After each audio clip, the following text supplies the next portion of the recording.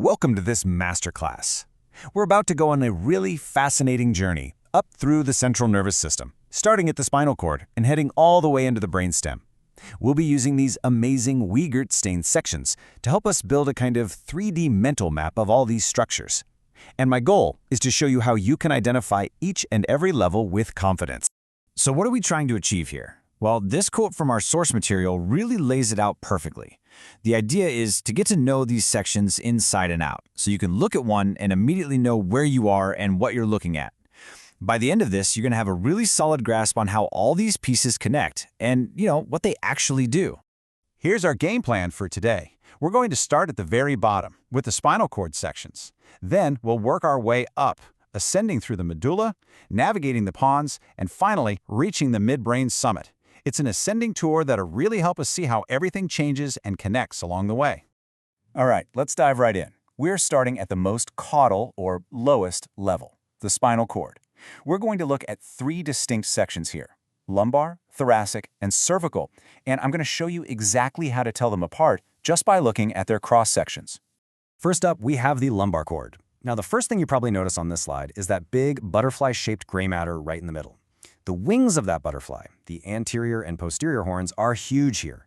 And you might be asking, why is that? Well, it's because this level is where all the nerves for your legs come from, forming what's called the lumbar plexus.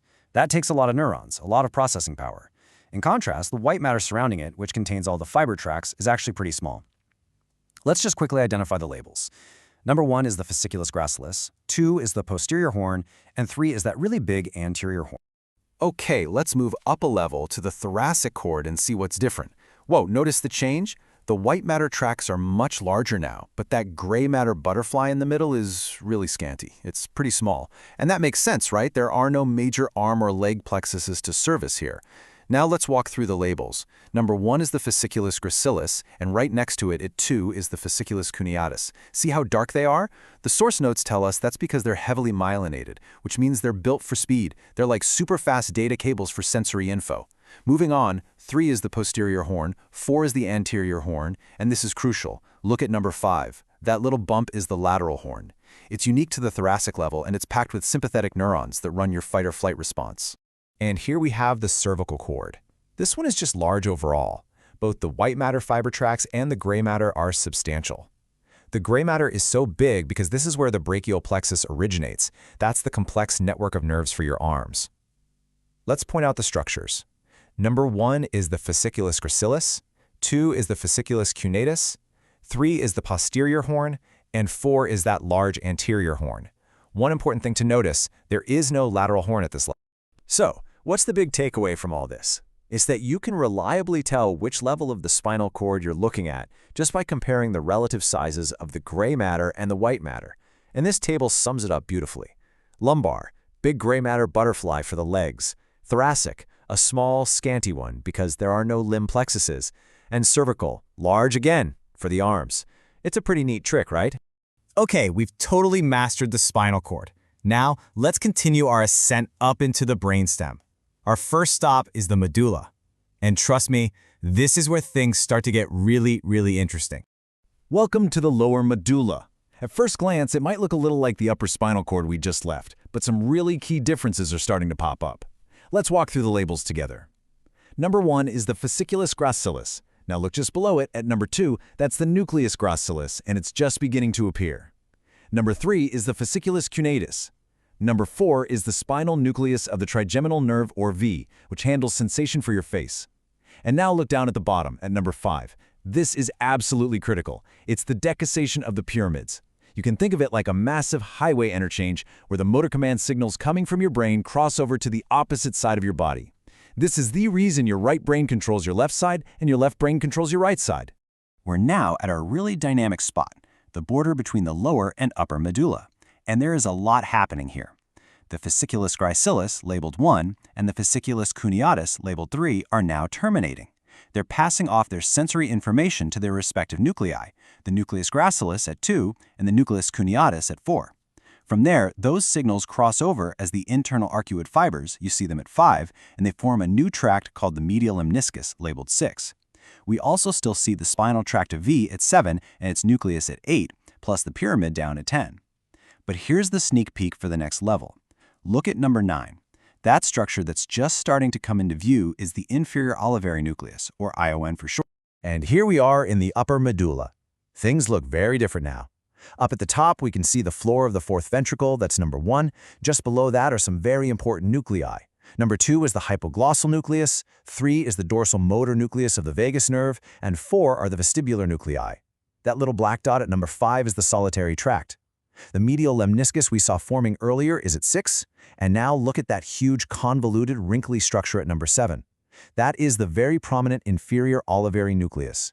It's sending out olivocerebellar fibers, which you can see at 8, crossing over to enter the inferior cerebellar peduncle at 9. And all the way at the bottom, we still have the pyramid at number 10. So, how can you be absolutely sure you're in the upper medulla? Simple. You look for that big, wrinkly structure.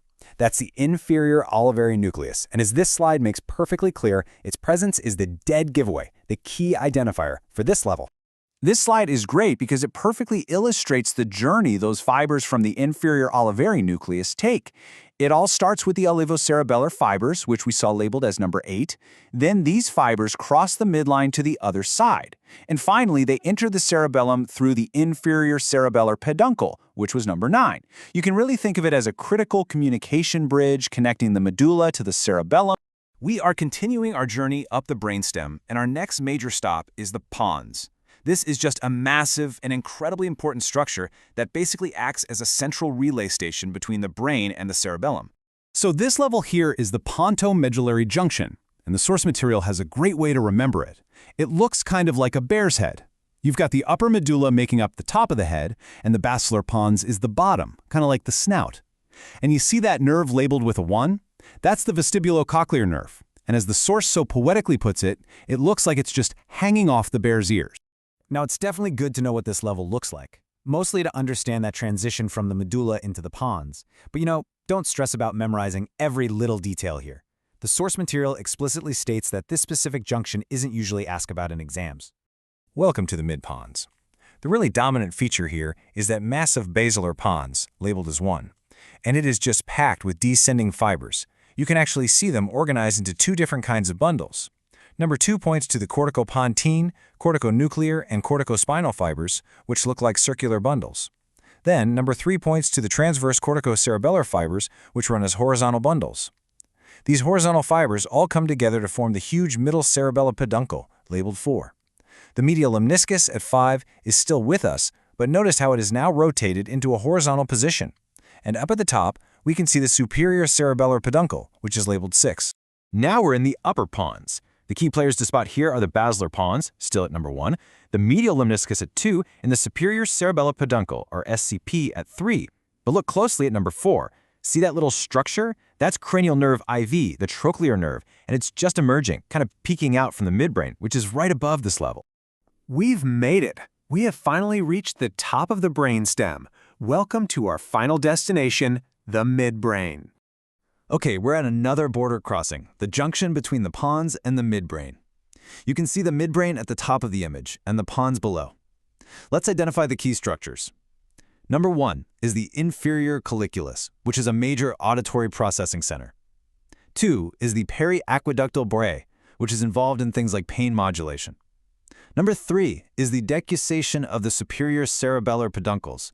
This is a huge crossover point for signals coming out of the cerebellum. 4 is our old friend, the medial lemniscus. And 5 is the basilar pons. And just like that other junction we looked at, while this is a really important level for understanding the transition, the source notes that this specific section is not typically an exam question. So good to know, but not a primary focus. Okay, now we are in the lower midbrain proper. We're at the level of the inferior colliculus, which you can see up at number 1. Number 2 is the periaqueductal gray. At 3, we have the nucleus of cranial nerve 4, the trochlear nucleus. Now look at number 4. This is the very prominent decussation of the SCPs, and it's the star of the show at this level. 5 is the medial lemniscus. 6 is the substantia nigra, which is absolutely critical for movement. 7 is the cerebral peduncles, and 8 is the interpeduncular fossa, which is just the space between them. So how do you know without a doubt that you're in the lower midbrain? It's easy. You look for the big X right in the middle. As this slide says, that is the decussation of the superior cerebellar peduncles, and it is the key defining feature for identifying this level. And we have reached the summit. This is the upper midbrain, the very top of our journey. Let's run through the structures one last time. At 1, overhanging everything, is the pineal gland, which you might see calcified in older individuals.